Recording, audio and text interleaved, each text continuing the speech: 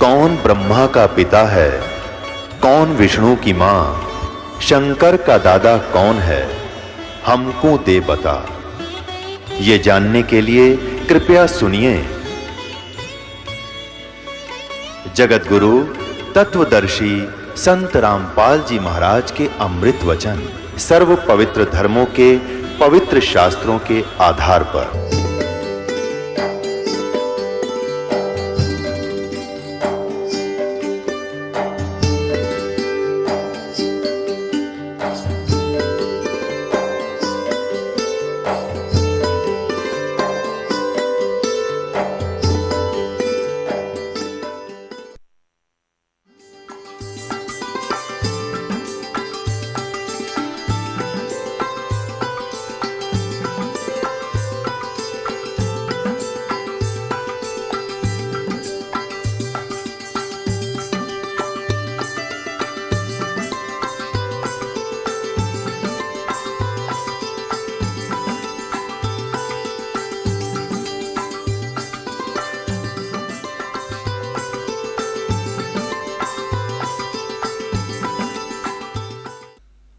तो ये हम जिस लोक में रह रहे हैं ये ऐसा स्थान है कि हमने अगर पुण्य करने पड़ेंगे इस शरीर से तो मेहनत करनी पड़ेगी, काम भी छोड़ना पड़ेगा, 10 रुपये भी लगाने पड़ेंगे, तब हम पुण्य प्राप्त कर सकते हैं। और साधना हमारी शास्त्र अनुकूल हो, शास्त्र विधि को त्याग कर मनमाना आचरण ना हो, तो तब हमें पुण्य मिलेंगे और पाप बराबर में लिखे जाएंगे। पाप अलग लिखे जाते हैं, पुण्य अलग लिखे जाते हैं।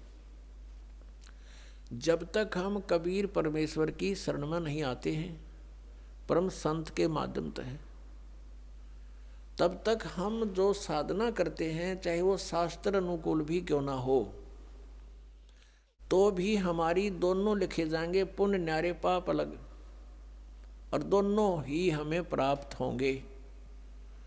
उन भक्ति वाली साधनाओं का तो स्वर्ग महास्वर्ग में जिस झूठे सुख को हम सुख मानते हैं वहाँ मिलेंगे, और जो पाप अलग लिखे हुए हैं वो मिलेंगे हमने नरक में, या फिर 84 लाख योनियों में, या फिर मनुष्य जीवन प्राप्त होगा, उसमें भी कुछ मिश्रण किया जाता है पाप और पुण्यों का। तो कहने का भाव ये है कि जहाँ हम रह रहे हैं वो और जिन भगवानों को हम पूज रहे हैं उनकी पूजाओं से हमारे संचित कर्म नहीं कट सकते। प्रारब्ध का जो कर्म, प्रारब्ध का कर्म वो होता है जो हमारे जीवन में लिख दिया जाता है, जिसको हम भाग्य बोलते हैं, किस्मत, वो दोनों भोगने पड़ेंगे। और कबीर परमेश्वर की शरण में आने के बाद ये परमात्मा कहते हैं, यजुर्वेद अध्याय नंबर 5 के और मंत्र नंबर 32 में कहा है कि उसी कसी कबीर अंगहारी असी बम्भारी असी। अग अंगारी माने अग माने पाप, अरि माने शत्रु, पापों का नाशक, वो कबीर है, कबीर देव का, हम उसको कबीर साहब बोलते हैं। बम्भारी माने हमारे कर्मों के बंधन को काटने वाला, बम्बर माने बंधन, और अरि माने शत्रु, बम्भारी। तो बम्भारी जो बंधनों का शत्रु है वो कबीर देव है, कबीर साहब है। और वो रित धामा सवर ज्योति रित धामासी, वो स्वयं प्रकाशित है उसका शरीर परमात्मा का। जैसे सूर्य स्वयं प्रकाशित है ऐसे ही परमेश्वर का शरीर स्वयं प्रकाशित है, साकार है, मनुष्य सदृश है, नराकार है, मनुष्य तुल्य है वो। और वो सतलोक में रहता है। अपनात्मा परमात्मा ने 600 वर्ष पहले अपनी अमृत वाणी में बोला था, कबीर वाणी में, सच्चिदानंद घन ब्रह्म की वाणी में 600 वर्ष पहले कहा था कि वेद मेरा भेद है, मैं मिलूं वेदन में नाही, और जौन वेद से मैं मिलूं वो वेद जानते नहीं। वेद मेरा भेद है, मेरी ही जानकारी, मेरी महिमा का गुणगान वेद कर रहे हैं, लेकिन इन वेदों में वर्णित विधि से मेरी प्राप्ति नहीं हो सकती, क्योंकि इन चारों वेदों में ब्रह्म तक की साधना का उल्लेख लिखा है। और 5वां जो वेद था सूक्ष्म वेद, जो सच्चिदानंद घन ब्रह्म की वाणी यानी 5वां वेद था, उसको नाश कर दिया इस काल भगवान ने कि कहीं इन मेरे अंतर्गत जितने प्राणी हैं इनको भगवान का पता ना लग जाए और इस साधना को करके ये मेरे जाल से निकल ना जाएं। इस दृष्टिकोण से इस काल भगवान ने वो 5वां वेद नाश कर दिया। उस 5वें वेद के नाश की पूर्ति करने के लिए परमेश्वर स्वयं चल कर आते हैं सतलोक से, और फिर वो जानकारी देते हैं खुद आकर के। वो कहलाती है सच्चिदानंद घन ब्रह्म की वाणी, श्रीमद् भगवत गीता। अध्याय नंबर 4 के श्लोक नंबर 32 में कहा है कि अर्जुन, जो 25 से लेकर और 31 तक जिन मंत्रों की श्लोकों में जो व्याख्या है, कोई तो योगासन करता है, कोई देवताओं की पूजा करता है, कोई तीक्ष्ण अहिंसावादी बनकर मुंह पर पट्टी बांध कर नंगे पैरों घूमता है, कोई जीव इंसान हो जावे, ये ऐसी साधनाएं करते हैं, कोई स्वाध्याय ही करता है, कोई केवल अपने श्वास उश्वास पर ध्यान देता है कि श्वास बाहर जाता है, वो श्वास अंदर आ जाता है, इस पर देखते रहो, बस यही क्रियाएं हैं, यही साधना है। ना देखोगे तो भी श्वास तो आवे जावेगा, ना तुम्हारे देखने तक के कला ड्यूटी है उसमें। तो बिना ज्ञान के ये धक्के दे रखे थे, डरे डुआ रखे थे अपने से, ये साधनाएं ठीक नहीं थी। शास्त्र विधि को त्याग का मनमान्य आचरण था। तो कहता है इन 25 से लेकर 30 तक जो ये श्लोकों में चौथे अध्याय के गीता जी में साधना या साधक अपनी साधना को पापनाशक जानते हैं और इसलिए वो कर रहे हैं। एक दिन उनको ये पता लग जाए गलत है, तुरंत छोड़ देंगे वो। तो फिर कहा गीता जी अध्याय नंबर 4 के श्लोक नंबर 32 में कि वो यथार्थ ज्ञान इन यज्ञों का, जो यज्ञ कर रहे हैं ना परमात्मा पाने के लिए ट्राई कर रहे हैं, यज्ञ माने धार्मिक अनुष्ठान, इन धार्मिक यज्ञों की अनुष्ठानों की जानकारी बहुत विस्तार के साथ लिखी है सच्चिदानंद ब्रह्म की वाणी में। ब्रह्मणे मुखे, यानी उस परमात्मा ने अपने मुख से आकर बोली है उस वाणी में, वो यथार्थ ज्ञान लिखा हुआ है। अपनात्मा वो है सच्चिदानंद घन ब्रह्म की वाणी, कबीर वाणी। और परमात्मा कहते हैं ये चारों वेद मेरी ही महिमा का गुणगान कर रहे हैं, लेकिन मैं इन वेदों में वर्णित विधि से प्राप्त नहीं हो सकता। आपको दिखाते हैं यजुर्वेद, यजुर्वेद अध्याय नंबर 5 का मंत्र नंबर 32 में कबीर अंगारी असी बम भारी असी, ये देखिएगा, ये है यजुर्वेद और महर्षि दानंद द्वारा इसका अनुवाद है। इसके प्रकाशक कौन है? सार्वदेशिक आर्य प्रतिनिधि सभा 2/5 महर्षि दानंद भवन, रामलीला मैदान, नई दिल्ली से। यजुर्वेद आर्य भाषा भाष्य संपूर्ण 40 अध्याय, महर्षि दानंद सरस्वती कृत। इस दानंद जी ने इसका अनुवाद किया है। ये लेखक नहीं है वेदों का, केवल अनुवाद करता है, जैसे गीता जी के गढ़े अनुवाद करता है। और मुद्रक ये हैं Prince offset printers, 1510 Pataudi house, Daryaganj, नई दिल्ली से। अब इसके 5वें अध्याय के 32वें श्लोक में दिखाते हैं आपको। ये 5वां अध्याय और ये है नीचे 32वां मंत्र 32। यहाँ देखिएगा, उसी गसी, ये देखो, कबीर अंगारी असी, हम इसको कबीर बोल देते हैं, बै अपने लैंग्वेज में हम बै बोलते हैं। कबीर अंगारी असी बम भारी अविसुर असी। अच्छा, इसका इन्होंने अनुवाद किया है, ये देखेंगे। हे जगदीश्वर, जिस कारण आप, उसी के माने कांतिमान, असी माने हैं, और अंगारी माने खोटे चलन वाले जीवों के शत्रु। ये लिखना था, आप पाप के शत्रु हैं, पाप नाशक हैं। अब ये अनुवाद करता महर्षि दानंद का अपना ज्ञान सिद्धांत था कि भगवान पाप नाश नहीं करता, इसलिए इसने यहाँ बात उलझा दी।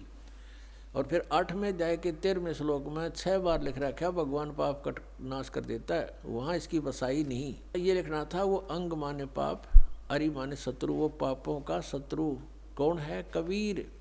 अब इन्होंने इसको, ये कबीर है, कबीर, हम इसको कबीर बोलने लगे और इसने ये कर दिया इसका कवि है और अर्थ कर दिया कांत परजय है। अब पहले हम इस, और फिर बमबारी, ये देखो बमबारी, बम्ब आरी माने, बम्ब माने बंधन, अरी माने शत्रु, बंधनों के शत्रु, यानी हम उसको बंदी छोड़ कहते हैं, जो बंधन काट दे, बंधन तो छुड़वा दे। हम कबीर जी को, कबीर परमेश्वर को हम बमबारी यानी हम बंदी छोड़ कहते हैं। और इसको लिखने का फर्क है, या बंदी छोड़ लिख दे, बंधनों का शत्रु लिख दे, एक ही बात है। अब जैसे इन्होंने यहाँ जो गलती की है ना, यह गलत कर दिया। ये अगर या तो फिर कवि ये लिख देते यहाँ पर, वो कवि हैं बस, फिर भी हम मान जाते, न कुछ ठीक करने की चेष्टा की। कबीर का अर्थ कांत परजय लिख दिया, है कोई बात हुई। अब जैसे ये यजुर्वेद है जिसको हम पढ़ रहे हैं और इसका कहीं पर व्याख्या हो, अब दिखाते हैं आपको।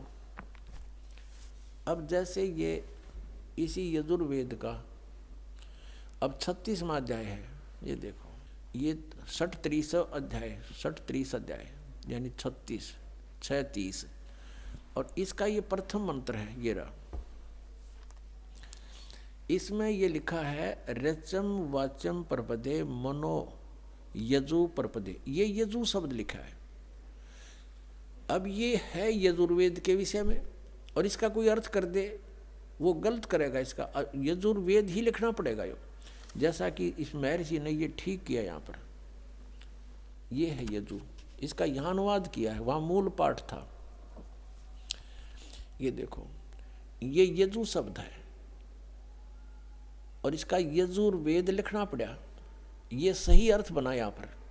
यदि इस यजु का अर्थ कर देते यज्ञ स्तुतियों का संग्रह, तो के बेराव का के है संग्रह, यज्ञ स्तुतियाँ लिख दे इसकी, यज्ञ स्तुति, तो यजु का अर्थ यहाँ लिखना पड़ेगा कि वह है यजुर्वेद के बारे में कहा जा रहा है। तो ठीक जहाँ इन्होंने कवि कर दिया, उसको हमने कबीर देव कर पढ़ना पड़ेगा, कबीर देव लिखना था। देखो हम फिर आते हैं वही 5वें अध्याय के 32वें श्लोक पर। ये 32वां श्लोक यजुर्वेद का। अब यहाँ इसने जो कवि कर दिया, यहाँ लिखना था वो कबीर देव है, बस वो कबीर देव लिख देते। हम कबीर देव कहने लगे, देव को परमेश्वर, देव का अर्थ परमेश्वर होता है, तो यहाँ लिखना था वो कबीर देव हैं। और देखो यहाँ लिखा है रतधामासी सवर ज्योति, रतधामा इन्होंने खुद लिखा है। रतधामा माने सतधाम युक्त, हम सतधाम कहो, सतलोक कहो इसको, ये सतलोक रतधामा नो कारण ये फलाना, रतधामा माने सतलोक वाला, सतलोक का निवासी, वो कहते नहीं ये फलाने गांव का है, हाँ यो फलाना वो गांव का है। तो ये ऐसे है कि वो रतधामा वो सतलोक में रहता है। और सवर ज्योति देखिए अड़ंगा कर रखे अनुवाद का, अंतरिक्ष को प्रकाश करने वाला सवर ज्योति, स्वयं प्रकाशित, वो स्वयं प्रकाशित है, परमात्मा है, वो सतलोक में रहता है। कबीर उसका नाम है और वो ही अंगारी है, पापों का शत्रु है, बंधनों का शत्रु है, यानी बंदी छोड़ है वो कबीर अंगारी असी। ये कबीर, हम इसको कबीर बोलते हैं कबीर। हम लिखण भी कबीर लागे, पड्डी की मात्रा भी रख दें। अब परमात्मा ने कहा वेद मेरा भेद है, मैं वेदन में नाही, और जौन वेद से मैं मिलूँ वो वेद जानते नहीं। ये देखिएगा ऋग्वेद भाषा भाष्य द्वितीय भाग, ये कहाँ से प्रकाशित है? प्रकाशक हैं पंडिता राकेश रानी, प्रधान कार्यालय वेद मंदिर महात्मा वेद भिक्षु सेवाश्रम, लेखराम नगर अब्राहमपुर, मुखमेलपुर दिल्ली, दूरभाष इतना है। और नीचे लिखा दान संस्थान नई दिल्ली का प्रकाशन। और इसका यहाँ अनुवाद करता है ये 9-10 मंडल हैं। ये महात्मा वेद भिक्षु भारतेंद्र नाथ दान संस्थान करोल बाग नई दिल्ली। इसके 10वें सूक्त के 10वें मंडल के और सूक्त नंबर 49 में दिखाते हैं आपको। ये देखिएगा, ऋग्वेद मंडल नंबर 10 और सूक्त 49 इसका ये पहला ही मंत्र है। 49 सूक्त का ये पहला मंत्र है। इसमें लिखा है कि मैं स्तुति करने वाले को, यानी पूर्ण परमात्मा अपनी महिमा वेदों में लिख रहे हैं। और इसका अर्थ है कि अहम दा गृहन्ते पूर्वम स्वहम ब्रह्म करणम। अब पूर्ण परमात्मा कहता है ब्रह्म की उत्पत्ति मैंने ही की। अब यहाँ देखो, इनका अनुवाद देखें। मैं स्तुति करने वाले को सनातन निवास योग्य लोक, सनातन ऐश्वर्य निवास योग्य लोक, मोक्ष तथा ज्ञान प्रदान करता हूँ। मोक्ष भी प्रदान करता हूँ और निवास योग्य सनातन लोक, सनातन ऐश्वर्य, जहाँ जाने के बाद फिर कभी आपका सुख नाश नहीं होगा, वो प्रदान करता हूँ। अहम ब्रह्म, ये देखो स्पष्ट, ये भी पढ़ना पड़ेगा, हमने नहीं तो ये गड़बड़ कर रहे हैं। अहम ब्रह्म करणवम, मैं वेद को उत्पन्न करता हूँ। ब्रह्म का अर्थ वेद कर दिया इन्होंने, तरह गजब हुई। मैं ब्रह्म को उत्पन्न करता हूँ। पूर्ण परमात्मा कबीर देव जी सतपुरुष ने ब्रह्म की उत्पत्ति की थी। फिर मूल संस्कृत पढ़ो। अहम माने मैं, ब्रह्म माने ब्रह्म को, करणव उत्पन्न करता हूँ। मैं ब्रह्म को उत्पन्न करता हूँ। ठीक है, इन्होंने जहाँ थोड़ी बहुत गलती करी है अनुवाद में, उसको हम शुद्ध कर लेंगे अपने ज्ञान से। और यह वेद मेरी ही महिमा की वृद्धि करता है। ये वेद मेरी ही महिमा करता है। चारों वेद मेरी ही महिमा गा रहे हैं।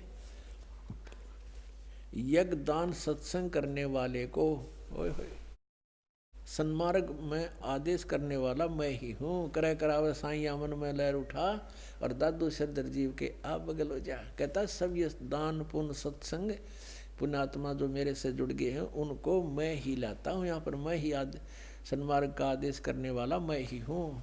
मैं सकल युद्ध में न देने वाले कुसंगी यज्ञशील जनों को ही हराता हूँ। हराता है यानी हराता हूँ, यानी कहने का भाव ये है कि ये मैंने तो ब्रह्म की उत्पत्ति की है और जो मेरी सतभक्ति करते हैं, मेरी स्तुति करते हैं, उनको सनातन लोक, सनातन माने शाश्वत स्थान प्राप्त कराता हूँ। और वहाँ से जब हम चले गए तो ऐश्वर्य आप पर रहेगा, वहाँ सारे ठट मृत्यु नहीं, कभी कोई बुढ़ापा नहीं, किसी चीज़ का भाव नहीं। निवास योग्य लोक, मोक्ष तथा ज्ञान प्रदान करता हूँ। और मैं अहम ब्रह्म कर्णव, मैं वेद को उत्पन्न करता हूँ। या वेद नहीं, यहाँ ब्रह्म को उत्पन्न करता हूँ। और मह्यम वर्धनम, महिमम, और ये जो वेद हैं वो मेरी महिमा गा रहे हैं, क्योंकि ब्रह्म ने फिर वेदों का ज्ञान आगे दिया। अब कहने का तात्पर्य ये है कि हम जिन सदग्रंथों को सही मानते थे, सच मानते थे और मानते हैं, उनको हम समझ नहीं सके। जब पूर्ण परमात्मा कबीर जी ने, उस दानक कबीर ने, जुलाहे कबीर ने, काशी में आए हुए भगवान परम अक्षर ब्रह्म ने अपनी प्यारी आत्मा धर्मदास जी को अपना सतलोक दिखा लिया, सचखंड दिखाया, वहाँ सब सतिथि से परिचित करवाया, तब वो वापस आया, उसके शरीर में वापस प्रवेश कर दिया आत्मा को। तब उसने जागृत होकर के कहा कि हे परमात्मा, हम तो इन श्री राम, श्री कृष्ण, ब्रह्मा विष्णु महेश जी को ही सुप्रीम पावर मानते थे। हे मालिक, फिर ये तो वेद और जितने भी पुराण हैं ये सब झूठी हैं। इनमें इनके बारे में बताया गया जो अमर है, सर्वशक्तिमान है, सर्वेश्वर है। परमेश्वर ने कहा वेद कतेब झूठे नहीं भाई, और झूठे हैं जो समझे ना ही।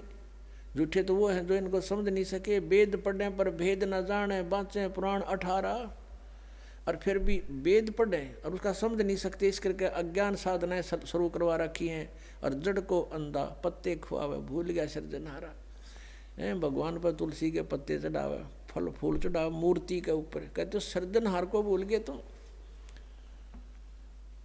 तो इन वेदों में परमेश्वर की महिमा है।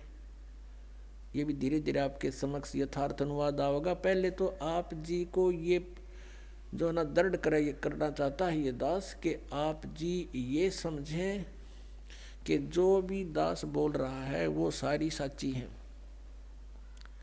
उसके बाद ये दास इन वेदों का जितना आवश्यक है उनका अनुवाद करेगा। और पहले आपको इसलिए इन्हीं के अनुवादित वो दिखाए जा रहे हैं मंत्रों के अनुवाद, कि ताकि कोई आपको भ्रमित ना कर दे कि न्यू कहे कि रामपाल ने संस्कृत ना आती। और ये महर्षि दानंद के अनुयायी आचार्य ये संस्कृत के गाता थे, महर्षि भी दानंद भी विद्वान पुरुष था, संस्कृत का गाता था।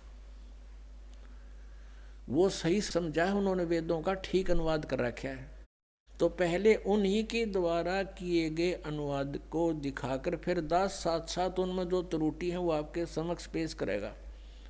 फिर आपका समझ में आओगी, फिर आप दृढ़ हो जाओगे कि सचमुच कौन सा अनुवाद सही है कौन सा गलत है। फिर आप स्वयं निर्णय लेकर के दृढ़ हो जाओगे। और जब तक हम दृढ़ नहीं होंगे हम कोई मोक्ष प्राप्ति नहीं कर सकते। डगमग आदमी कभी सफल नहीं हो सकता। आप आगे जाकर के मान लीजिए दो रास्ते हो जाते हैं। कहीं आप अकेले जा रहे हो, या तो आपके साथ गाइड हो, कोई व्यक्ति जानकार हो, या फिर आपके पास मैप हो। उस मैप पर आप देख कर चल सकते हो कि ये रास्ता नहीं ये है, और मैप के बारे में आप दृढ़ हो कि सचमुच इसमें जो लिखा फाइनल है। तो ये हमारे सदग्रंथ हमारे मैप हैं। ये मैप आपको मानचित्र दिखाया जा रहा है कि आप जिस रास्ते जा रहे हो ये रास्ता आपका है, ये नहीं है। और आप दृढ़ हो जाओ कि सचमुच ये, फिर आपको डगमग नहीं हो सकते। अगर आपके पास मैप नहीं है, आप चल पड़े, आगे दो रास्ते हो जाते हैं, वहीं पर आप असमंजस में पड़ जाओगे, आंख मीच करते चल पड़ो किसी साइड में, वो दूसरी बात है। तो ऐसे इन सदग्रंथों का आपके रूबरू कराना ये दास अनिवार्य समझता है। अब बताया कि वेद मेरा भेद है और मैं ना वेदन के माही, जौन वेद से मैं मिलूं ये वेद जानते नहीं। अब जैसे गीता जी अध्याय नंबर 4 के श्लोक नंबर 32 में कहा कि वो परमात्मा ने अपने मुख कमल ते जो वाणी बोली, सच्चिदानंद घन ब्रह्म ने, यानी उस परम अक्षर ब्रह्म ने जो अपने मुख से वाणी बोली, उसमें बहुत विस्तार के साथ इन धार्मिक अनुष्ठानों की जानकारी दे रखी है। उसको चौथे अध्याय के 34वें श्लोक में श्रीमद् भगवत गीता में कहा कि गीता ज्ञानदाता ये काल श्री कृष्ण जी में बढ़कर बोल रहा है, इसमें प्रवेश करके बोल रहा है कि उस ज्ञान को तू, वो तत्व ज्ञान है, उस ज्ञान को तू तत्वदर्शी संतों के पास जाकर समझ। उनको दंडवत प्रणाम करने से, कपट छोड़कर उनकी सेवा प्रसन्न करने से, सरलता पूर्वक प्रसन्न करने से वो तत्वदर्शी संत तुझे परमात्म तत्व का ज्ञान कराएंगे जिसको गीता ज्ञान दाता भी नहीं जानता। वो तत्व ज्ञान है जो सच्चिदानंद घन ब्रह्म की वाणी में है, और सच्चिदानंद घन ब्रह्म के मुख से निकली है। यानी उसी परमेश्वर ने आके ये सच्चाई हमें बताई है कि तुम कौन हो, तुम कहाँ से आए हो, कौन परमात्मा है, तुम साधना क्या करते हो। तो वो परमात्मा की महिमा जैसे आपने ऋग्वेद मंडल नंबर 10 सूक्त 49 में प्रथम मंत्र में आपने पढ़ा कि वो वेद जो परमात्मा कहता है पूर्ण ब्रह्म के, इस वेद का इस ब्रह्म की उत्पत्ति मैंने की। और ब्रह्म ने फिर आगे मेरी महिमा, क्योंकि ब्रह्म के अंदर परमात्मा ने 4-5 वेद फीड कर दिए थे, जैसे एक मोबाइल से दूसरे मोबाइल में ट्रांसफ़र कर दी जाती है पूरा का पूरा मैटर, फिल्म की फिल्म पूरी। ऐसे परमात्मा ने 500 वेद इसके अंतःकरण में फैक्स कर दिए थे वहाँ से। और फिर जैसे समय आने पर अपने आप मालिक के नियमानुसार इसके अंदर से श्वासों के माध्यम से वो सारे बाहर आगे प्रकट हो गए।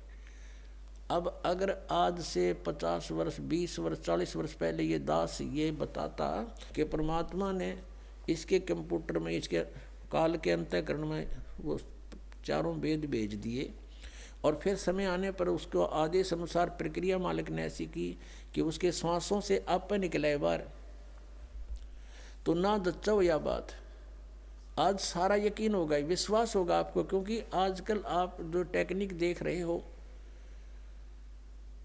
कहाँ से कहाँ डाउनलोड कर लेते हैं, और एक छोटी सी चिप होती है इतनी, और उसके अंदर कितना मैटर भरा होता है, उसको कहीं भी फिट कर दी जा, जिसमें वह डाल दिए, फिर उसे कितना डाउनलोड कर लो, पूरे पृष्ठ के पृष्ठ इतना बड़ा पुलंदा भर लो। तो ऐसा हुआ था। तो इसने जब देखा कि डाउनलोड इसने किया बाहर अपने कंप्यूटर से अंतःकरण से, तो पढ़ा के पर जो 5वां वेद था सूक्ष्म वेद, उसमें तो सारी ये जानकारी है। वे ऑफ वर्शिप भी इसने एक नहीं देखा, आप बताओ, उसको नष्ट कर दिया, छुपा दिया। और ये 4 थे जो जिसमें महिमा तो थी भगवान की, इनको खत्म नहीं कर सका ये। इसमें भी महिमा है लेकिन वे ऑफ वर्शिप नहीं है। और इस वेद को समझना यहाँ के प्राणियों के बस की बात नहीं, चाहे ब्रह्मा जी हो, चाहे विष्णु, चाहे शिव जी, ये भी वेदों को नहीं समझ सके। ये तो वो परमात्मा स्वयं आता है, फिर स्वयं ही अपने द्वारा वर लिखी हुई उन ग्रंथों को स्वयं ही ठीक ठीक समझाता है। अब जैसे वेदों का जो निर्णायक ज्ञान परमात्मा ने अपनी सच्चिदानंद घन ब्रह्म की वाणी कबीर वाणी में बोला, अब उस वाणी से परिचित होने के बाद हमने वेदों को खोला और वेद बिल्कुल साफ हो गए। क्योंकि ये आध्यात्मिक ज्ञान है, इसको संस्कृत भाषा के जानने वाले नहीं खोल सकते, इसका अनुवाद नहीं कर सकते। जैसे किसी ने हिंदी सीख ली, फॉरेनर ने, अच्छा हिंदी में चाहे कुछ भी बन जा और शास्त्री बन गया, और उसने रामायण का ज्ञान नहीं, रामायण की सटोरी का ज्ञान नहीं, और उसको कोई कहे कि ले आप इन तुलसीदास कृत चौपाइयों का अनुवाद कर दो, अड़ंगा करेगा वो, बेसिक विद्वान बना हुआ है।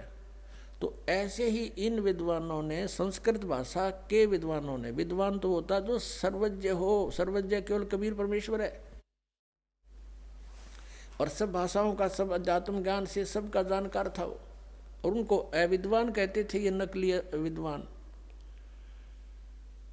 अब संस्कृत भाषा के जानने से विद्वान नहीं होता, एक भाषा के जान लेने से विद्वान नहीं होता, उसका ठीक है, उसको वो भाषा आती है, उसका मास्टर है, बस। अब तत्व ज्ञान को नहीं समझ सके, जिस कारण से उन्होंने इनके अर्थों का अनर्थ कर दिया। अब वो परमात्मा स्वयं वहां से चलकर आते हैं, अपने द्वारा रची हुई सृष्टि को वही ठीक ठीक बताते हैं, और यथार्थ ज्ञान वही आकर देते हैं, वो ज्ञान समझाते हैं, मनुष्य की तरह चलकर आते हैं।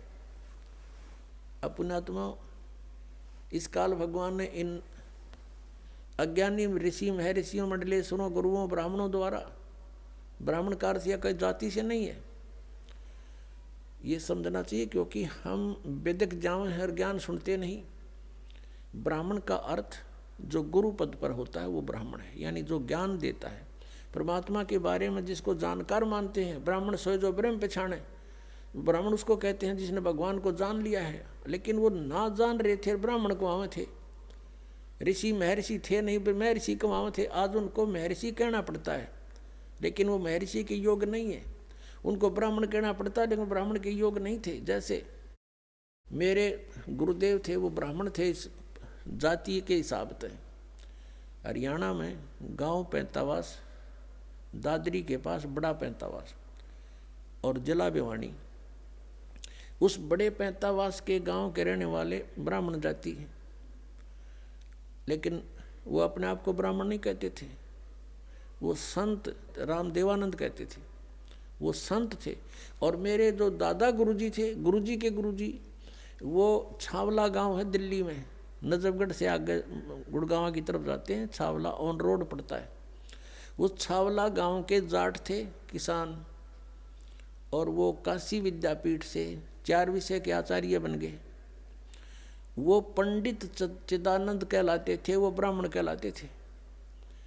अब उस हमारे दादा गुरु जी का जो आश्रम बना हुआ है, गोपालपुर गांव है खरखोदा के पास, जिला सोनीपत में, उनके आश्रम के ऊपर लिखा है पंडित चिदानंद जी आश्रम। और हमारे गुरुदेव के जहाँ आश्रम है संत राम देवानंद जी आश्रम। तो यहाँ जाति से ब्राह्मण नहीं है, कर्म से ब्राह्मण के लिए कहा गया है। तो ये नकली गुरु ब्राह्मण जो गुरु पद पर थे, इनको कह का पता नहीं था, ये कहलाते थे ऋषि और महर्षि। तो ये समझ नहीं सके उस परमात्मा की अमरवाणी को। इसलिए परमेश्वर ने कहा कि ये वेद कतेब झूठे नहीं भाई, और झूठे हैं जो समझे ना ही। तो वेदों में लिखा है कि वो परमात्मा स्वयं गति करके आता है। अब जैसे यो आर्य समाज का जो ग्रुप है, इसमें शिक्षित वर्ग बहुत है, और लेकिन वो अक्षर ज्ञान है, उनको अध्यात्म ज्ञान नहीं। उधर से महर्षि दानंद को भी कह का पता नहीं था अध्यात्म ज्ञान का, इसलिए उसने कोशिश की वेदों का अनुवाद करने की, और उसका अपना सिद्धांत था कि भगवान निराकार है। वो कहीं एक देश में नहीं रहता, एक देश माने स्थान पर कहीं नहीं रहता, वो केवल सर्वव्यापक है, जैसे वायु है ऐसे भगवान है। भले आदमियों, निराकार परमात्मा इतनी बड़ी बड़ी स्ट्रक्चर कैसे बनाओगा वो? जैसे कोई नौके साकार कैसे बनाओगा, सुन लो साकार कैसे बनाओगा। साकार मनुष्य इंजीनियर है और जहाज बना दिया, हवाई जहाज, वायुयान बना दिया, समुद्री जहाज बना दिया, उसमें बैठ कर आराम से घूम रहा है और वो यान चल रहा है। निराकार कोई कारीगर बना के दिखा दो, मरे बादशाह के बनाओगा, वो खख बनाओगा। तो ऐसे परमात्मा मनुष्य सदृश है, उनकी वो अमित ओजा है, उसकी शक्ति का कोई वार पार नहीं है। उनके वचन से सबको जो हो जाता। जैसे आप हम देखा करते हैं जादूगर होते हैं, अपने मुख में एक छोटी सी गोली कंचा, इतना वो कंचा होता है, उस गोली को मुख में डालते हैं और थोड़ी देर में ओ करके इतना बड़ा मुस्कुर तो का डमू में तो पत्थर बना देते हैं, और नो पटक दे, पट्टा उठा के देख लो कति पत्थर है। तो उस जब एक जादूगर इतना कुछ कर सकता है, और वो तो परम जादूगर, वो तो सर्वशक्तिमान, एक वचन में सब कुछ कर दे। तो ऐसे ही उस परमात्मा की महिमा से हमने परिचित होना। उस परमात्मा ने कहते हैं एक शब्द में सब किया, सकल जमी आसमान, एक वचन में सब कुछ बना दिया। तो समर्थ है, उसको वो कुछ भी कर सकता है। तो वो जानकारी स्वयं ही आकर दी। और ये निराकार बताओ भगवान को, और वेद के साकार है, निराकार है, मनुष्य सदृश है वो। अपनात्माओं, इसलिए परमात्मा कहा करते, मोती मुक्ता दर्शत नाही, ये जग है सब अंदरे, दिखत के तो नैन चश्म, इनका फिरा मोतिया बिंदरे। ये दिख है विद्वान पुरुष, और महर्षि को हमें इनका मोतिया बिंद है। जिसका मोतिया बिंद हो आंखों में, आंखें तो दिखाई देती हैं जैसे बड़ा स्वस्थ आंखें हैं, सब कुछ दिखता होगा, लेकिन वो नपट अंधा है जिसका मोतिया बिंद हो गया दोनों आँखों में। तो परमात्मा कहते हैं कि तुमने ये महर्षि दिखाई दे हैं, गुरु ब्राह्मण दिखाई देते हैं, ये मंडलेश्वर, इनका मोतिया बिंद हो रहा है, इन्हें अपने सदग्रंथों में लिखी हुई सच्चाई का नहीं पता। और फिर निराकार कहते। अब दिखाते हैं आपको परमात्मा की सारी स्थिति, देखिएगा। ऋग्वेद मंडल नंबर 9, ऋग्वेद मंडल नंबर 9 अब दिखाते हैं, और सूक्त नंबर 86। भगवान साकार है या निराकार है, वो कैसी लीला करता है। ये है ऋग्वेद मंडल नंबर 9, 10 इकट्ठा अनुवाद है। ये है सार्वदेशिक आर्य प्रतिनिधि सभा, महर्षि दानंद भवन, रामलीला मैदान, नई दिल्ली से ये प्रकाशित है। और ये मुद्रक है, Prince offset printer, 1510, Pataudi house, Daryaganj, नई दिल्ली से ये छपा है, छापा खाना इसका ये। अब देखना, ये है ऋग्वेद मंडल नंबर 9 और सूक्त 86 का मंत्र नंबर 26।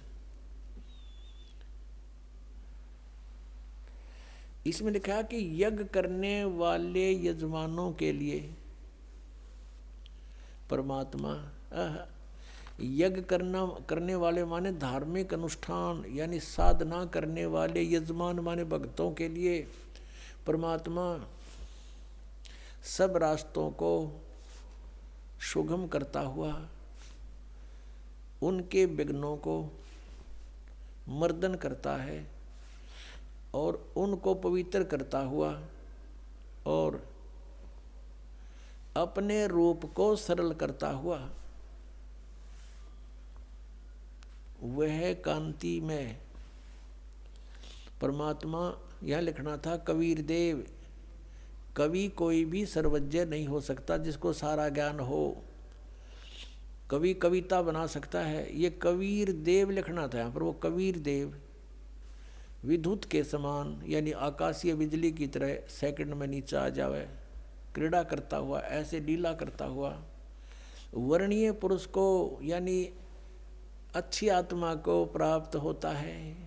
अच्छी आत्मा को आके मिलता है, जैसे आदरणीय धर्मदास जी को मिले, आदरणीय नानक साहिब जी को मिले, आदरणीय मुल्कदास साहिब जी को मिले, आदरणीय दादू साहिब जी को मिले, आदरणीय गरीबदास साहिब जी गांव छुरानी जिला दद्दर हरियाणा वाले को मिले, आदरणीय गीसा दास साहिब जी गांव खेखड़ा यूपी मेरठ वाले को मिले। तो अच्छे पुरुष को आकर प्राप्त होता है। वो कहाँ रहता हो भगवान? 27वें श्लोक में ऋग्वेद मंडल नंबर 9 और सूक्त नंबर 86 का 26 पढ़कर 27 में पा गए। इसमें इन्होंने ये जो निराकार मानते थे भगवान को और वेद बता रहे हैं, वह परमात्मा प्रकाश पुंज को, परमात्मा को, जो परमात्मा ध्युलोक के तीसरे पृष्ठ पर विराजमान है वहाँ रहता है। तीसरे एक स्थान पर रहता है ध्युलोक के यानी उस तेजो में लोक सतलोक के एक स्थान पर, तीसरे स्थान पर विराजमान है, स्थान पर विराजमान है, वहाँ रहता है। निराकार क्यों करो है भगवान जब वहाँ बैठा है? आगे दिखाते हैं। ये है ऋग्वेद मंडल नंबर 9 सूक्त 82 का। ऋग्वेद मंडल नंबर 9 और सूक्त 82। और यहाँ देखें, ये है 82वां, 81वां समाप्त हुआ, ये 82वां शुरू हो जाता है। इसका प्रथम मंत्र, इसमें लिखा है कि जो सर्वोत्पादक प्रभु, सबकी उत्पत्ति करने वाला परमेश्वर प्रकाश रूप है। इसका अर्थ है वो तेजोमय रूप साकार है, सद्गुणों की वृष्टि करने वाला, पापों का हरण करने वाला, पाप नाश करने वाला, पाप क्षमा करने वाला है। वह राजेव, राजा के समान, राजेव इसका अर्थ है राजा के समान। आगे लिखा है, ये देखना, ये 269 पृष्ठ पे पढ़ रहे हैं। कोई भ्रमत कर देगा कि दूसरा पृष्ठ दिखा दिया होगा, ये 270 दिखाऊंगा। ये देखो 270 यहाँ लिखा है। 82 का पहला पढ़ रहे हैं, 82 का 9 के 82 का। राजा के समान दर्शनीय है, वो देखने जोगा है, विजिबल है, वो साकार है, राजा की तरह तो मनुष्य जैसा ही हुआ। और वह पृथ्वी आदि लोक लोकांतरों के चारों ओर शब्दमान हो रहा है। वह वर्णीय पुरुष को, वर्णीय माने अच्छी आत्मा को, श्रेष्ठ पुरुष को, जो दृढ़ भक्त है, जो दृढ़ भक्त है उसको पवित्र करता हुआ प्राप्त होता है। जैसे आदरणीय धर्मदास साहिब जी को, जो दृढ़ भक्त थे उसके बाद डगमग नहीं हुए, आदरणीय मुल्कदास साहिब जी को, आदरणीय दादू दास साहिब जी को, आदरणीय गरीबदास साहिब जी गांव छुड़ानी जिला दद्दर हरियाणा वाले को, और आदरणीय गीसा दास साहिब जी को गांव खेखड़ा मेरठ यूपी वाले को। ये दृढ़ भक्त आज तक डगमग नहीं हुए, दुनिया को हिला के रख दिया इन्होंने। इनको भगवान में ले आकर के को पवित्र करता हुआ प्राप्त होता है वर्णीय पुरुष अच्छी आत्मा को। जिस प्रकार विद्युत माने आकाशीय बिजली स्नेह वाले स्थानों को आधार बनाकर प्राप्त होता है। देखो कितना स्पष्ट किया इन्होंने। ऋग्वेद मंडल नंबर 9 और सूक्त नंबर 81 में कति कंसेप्ट क्लियर कर दिया कि वो परमात्मा राजा की तरह देखने जोगा है। राजा का अर्थ है कि वो शक्तिशाली होता है, मनुष्य सदृश ही है, राजा के समान है और साकार है, देखने जोगा है। और वो अच्छी आत्मा को वहाँ से चलकर आकर मिलता है ये, और जो दृढ़ भक्त होते हैं उनको मिलता है, अन्य को नहीं। जैसे आकाश की बिजली, आकाशीय बिजली गिरती है वो किसी वस्तु पर गिरती है जहाँ उसका विशेष अट्रैक्शन बनता है। पुराने समय में जब कांसी धातु के बेले थाली हुआ करते प्रांत, और उनको अगर वर्षा के दिनों में कहीं बाहर वो पड़े रह जाते तो हमारे बुजुर्ग दादी माता कहा करते थे कि कांसी के बर्तन पर बिजली गिर जाती है, जब उसका संयोग होता है ऊपर से गिरने का तो वहाँ अवश्य उसी को तुरंत वहीं आकर के अट्रैक्ट होती है, उस कारण उस खिंची आती है, उसी पर गिरती है। उसको उठवाकर अंदर रखवा दिया करते थे। तो कहने का भाव ये है कि परमात्मा उस बिजली की तरह जैसे वो अपने विशेष जिस पर वो आकर्षण होता वहीं गिरती है, ऐसी स्थिति से परमात्मा उन दृढ़ भक्तों को आकर मिलता है जो मिलन योग्य हों, जिनको वो उनसे आकर्षित होता है, ताकि ये मेरी आगे बढ़ा सकें, इस ज्ञान को, काल के जाल को हटा सकें, मेरे प्यारी आत्माओं तक ये संदेश पहुंचा सकें। और उनका क्या कर ले, आंखें देखें जब भी ना मानो न भगवान मिल लेगा, उन तो काला मिल लेगा जहाँ ये रह रहे हैं। अब 9वें मंडल सूक्त 82 का मंत्र 1 पढ़ लिया, अब 2 दिखाते हैं, देखिएगा। ऋग्वेद मंडल नंबर 9 सूक्त 82 का हमने ये पढ़ लिया, अब 2 पढ़ते हैं। वो परमात्मा किस उद्देश्य से आता है? हे परमात्मन, उपदेश करने की इच्छा से आप महापुरुषों को प्राप्त होते हो, अच्छी आत्माओं को, महान आत्माओं को प्राप्त होते हो, और आप अत्यंत गतिशील पदार्थ के समान हमारे आध्यात्मिक यज्ञों को प्राप्त होते हो। यानी अत्यंत गतिशील पदार्थ के समान, यानी जैसे बिजली चलती है, बिजली जैसी गति से आप, और उपदेश करने के लिए आते हो, यहाँ पर सच्चा ज्ञान देने के लिए। आप कबीर देव हैं, आप कबीर देव, यह लिखना था, सर्वज्ञ लिख दिया, आप यहाँ लिखना था आप कबीर देव हैं। हम उसको कबीर साहब कहते हैं, आप कबीर साहब हैं, शुद्ध स्वरूप है। अब जैसे ये अभी आपको दिखा था, जहाँ यजु लिखा हो तो यजुर्वेद लिखना पड़ेगा वहाँ पर, वो इन्होंने किया भी है। महर्षि दानंद ने यजुर्वेद के 36वें अध्याय के प्रथम मंत्र में यजु का अर्थ यजुर्वेद किया है, तो यहाँ लिखना था वो कबीर देव है, वो शुद्ध स्वरूप है। हमारे पापों को हे दूर करके, हे सोम, हे अमर परमात्मा, हमको सुख दे। पुण्यात्मा, वेद पढ़े पर भेद न जाने, ये बात पुराण 18। वेद पढ़े पर भेद न जाने, गुरु बिन काहू न पाया ज्ञाना, जो थो था बूछड़े मूड किसाना। गुरु बिन वेद पढ़े जो प्राणी, समझे न सार रहे अज्ञानी। ये अज्ञानी रहे, इन वेदों को पढ़ा करते, और मैं ऋषि को आगे इन कक्का भी नहीं पता था।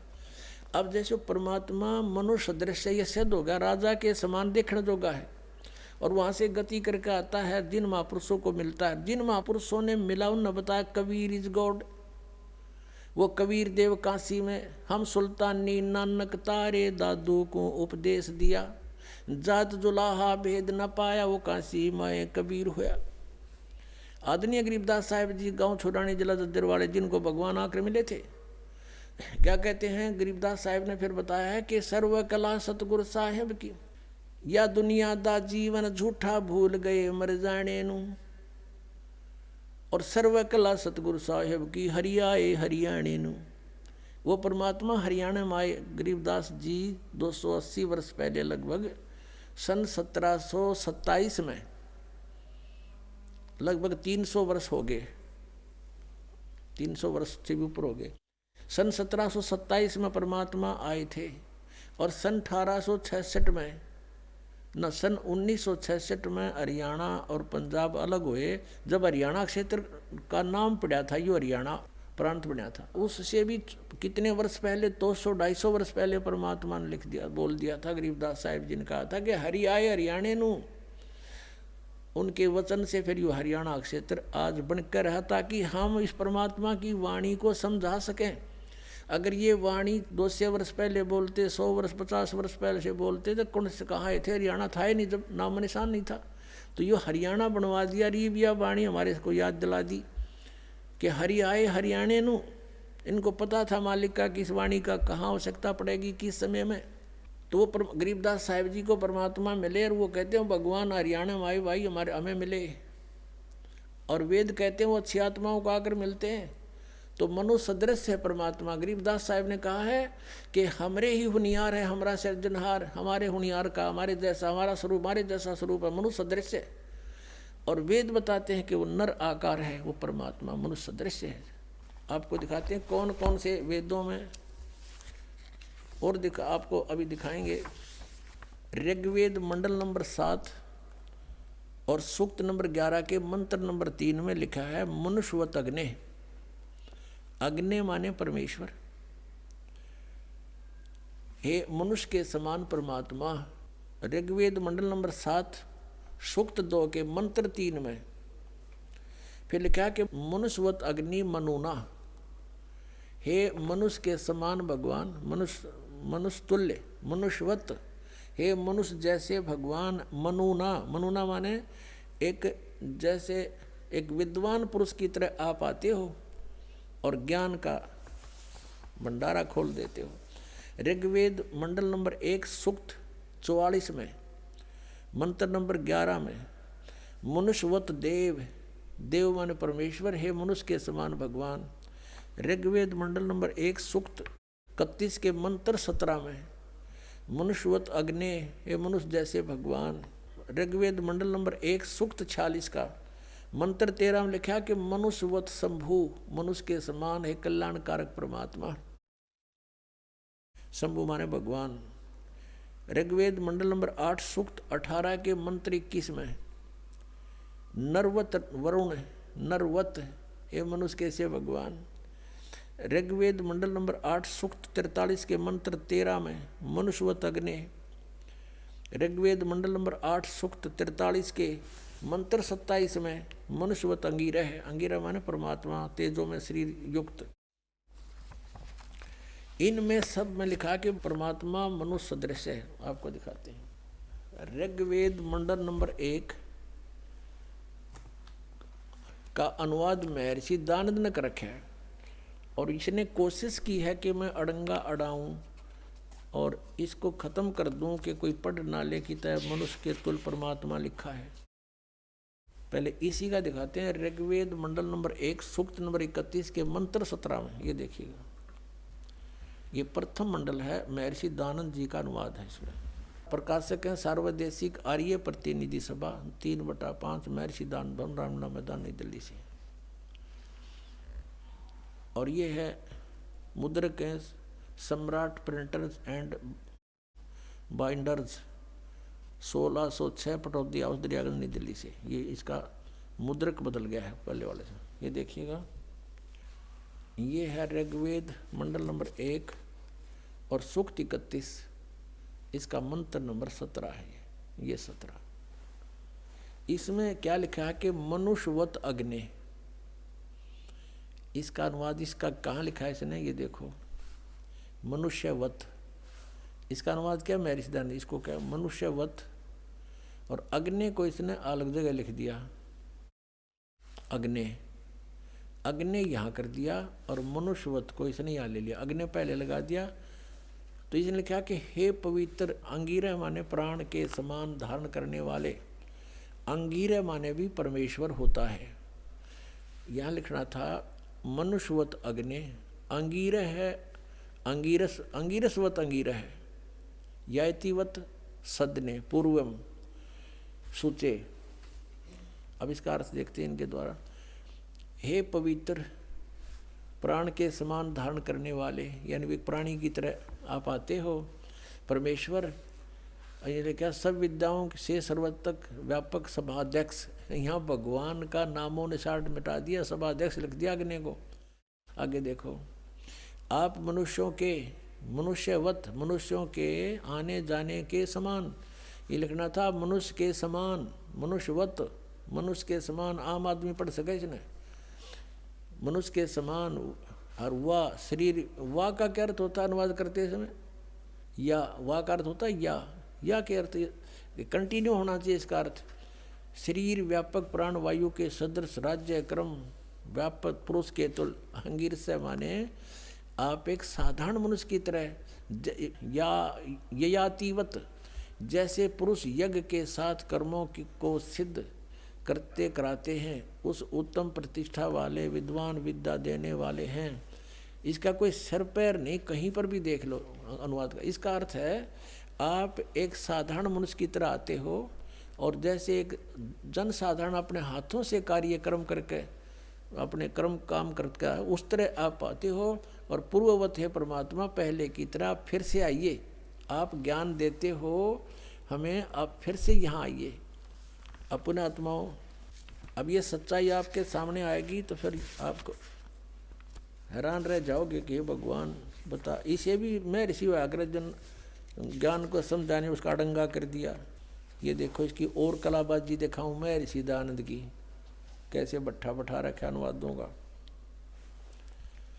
ये देखो ऋग्वेद मंडल नंबर 1 सूक्त 44 का, ये महर्षि दयानंद का अनुवाद है। और मंत्र नंबर 11, इसमें क्या लिखा है? मनुष्यवत देव, मनुष्यवत देव, मनुष्यवत देव, ये इसने लिखा है। अब देव, इस देखो ये एक सेंटेंस है, पूरा एक मंत्र है। अब इस मनुष्यवत देव को साथ साथ अनुवाद में लेना चाहिए।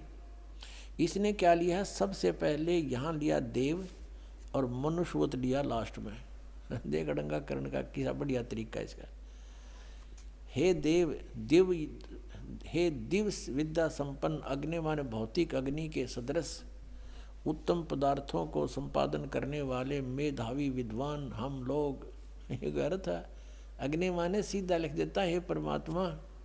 इन्हें 20 जगह लिख रखा है। इसी ऋग्वेद मंडल नंबर 9 के और सूक्त नंबर 96 में दिखाऊं इसने कितनी बार लिख रखा है अग्नि माने परमेश्वर, अग्नि माने परमेश्वर। ये देखो, क्योंकि वहाँ भगवान के साकार का जिक्र ना था, मनुष्यवत नहीं था इनमें। ऋग्वेद मंडल नंबर 1 सूक्त 96 का मंत्र 1 से इन 9 मंत्र हैं इसमें, और 9 में तो 8 में अग्नि है। अग्नि माने तो इन सब में परमेश्वर लिखा। अग्नि माने परमेश्वर व भौतिक अग्नि, परमेश्वर लिखा प्रथम मंत्र में। ऋग्वेद मंडल नंबर 1 सूक्त 96 का दयानंद का अनुवाद है। मंत्र नंबर 1 में अग्नि शब्द था, वहाँ पर अग्नि माने परमेश्वर। और दूसरे में ये देखो, दूसरे में अग्नि शब्द है परमेश्वर को। अब तीसरे में 1 के 96 का ये तीसरा मंत्र, इसमें अग्नि माने जगदीश्वर लिख दिया। अब चौथे का अग्नि माने जगदीश्वर, और 5वें में ये वही चल रहा है ऋग्वेद मंडल नंबर 1 सूक्त 96 का, और ये 5 में अग्नि, अग्नि माने परमेश्वर को। अब 6 में ये 6 है, इसका आगे देखो ये 6 है, ये अग्नि माने परमेश्वर को। या 7 में अग्नि माने परमेश्वर को। 8 में अग्नि शब्द नहीं है। 9 में फिर देखो, 9 में ये वही है कि देने सोचो और कितने दिखा दिया है। ये जो 96 तो यहाँ 97 शुरू हो गया यहाँ से, इसलिए इस पृष्ठ पर 97 लिख दिया। नहीं, यह 96 है। 1 के 96 का लगातार हम अब 9वां मंत्र देख रहे। अग्नि माने अग्नि, अग्नि माने परमेश्वर, समस्त मंगल प्रकट करने वाले परमेश्वर। अग्नि माने परमेश्वर। अब यहाँ इसका बिजली गिर गई। अग्नि माने परमेश्वर लिख दिया तो ये साकार सिद्ध हो गया, मनुष्य जैसा लिखे रखा है। ऋग्वेद मंडल नंबर 1 सूक्त 44 पे, 44 के मंत्र नंबर 11 में ये लिख रहा है मनुष्यवत देव। देव माने परमेश्वर लिखना था, हे परमेश्वर आप मनुष्यवत, मनुष्य जैसे हो, मनुष्य के समान हो, ये लिखना था। अब ये इसने यहाँ लिखा देव, इसका जो टांग पाट दी, यहाँ से वहाँ ले गया और इसको यहाँ ले आया। कोई बात हुई? जब एक कोई दोहा है, श्लोक है, उसके इसी सेंटेंस का इसी से में अनुवाद होगा। यहाँ का यहाँ नहीं हो सकता, यहाँ बीच यहाँ का नहीं हो सकता, इसको वहाँ इसको यहाँ नहीं हो सकता। ये बिल्कुल अज्ञान किया है।